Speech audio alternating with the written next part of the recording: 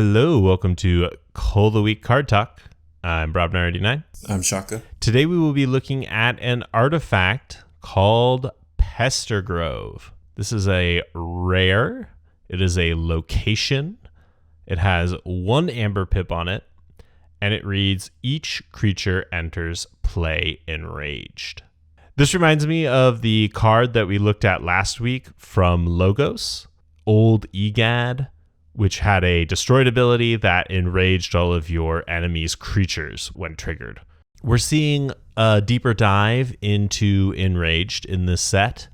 This one obviously is global, so it's not going to be as great as getting off the Old Egad, but it works well in the Untamed house here because of all the power bonus that we've discussed earlier in the week.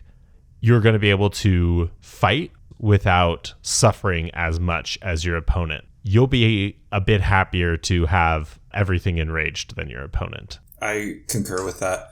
I think Untamed has pretty strong creatures. Won't mind fighting between the skirmish and the power counters.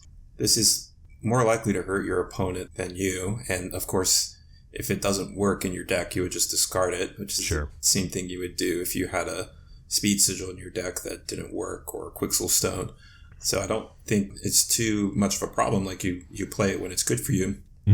Mass Enrage, as we discussed in the Old Egad episode, so you haven't seen it, you should check it out. Definitely. We talked about Enrage potentially being undervalued. And Pester Grove. Imagine this against Coda Shadows, is sending out Naughty the Thief and all those little guys. Okay, they're enraged.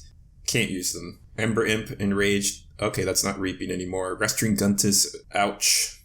Dusk Witch, Fandangle, Eddie, even like Faust the Great.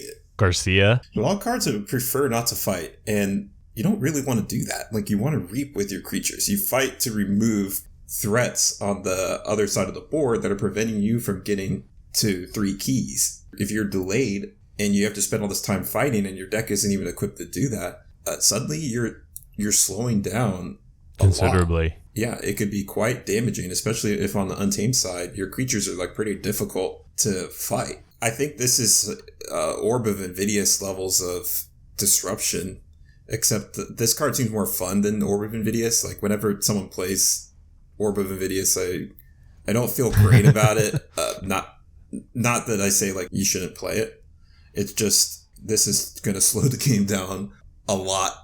It makes it more tactical, though, so it is maybe like playing a good heart game every now and then. And maybe Pester Grove will be like that. You want to play a good Pester Grove game. I think this will be faster, though, because you can actually use the creature. Like, stuns just can't. Right. So it doesn't stop your creatures dead in their tracks like Orb of Invidious, but it does make a challenging game state for your opponent to have to deal with. Yeah.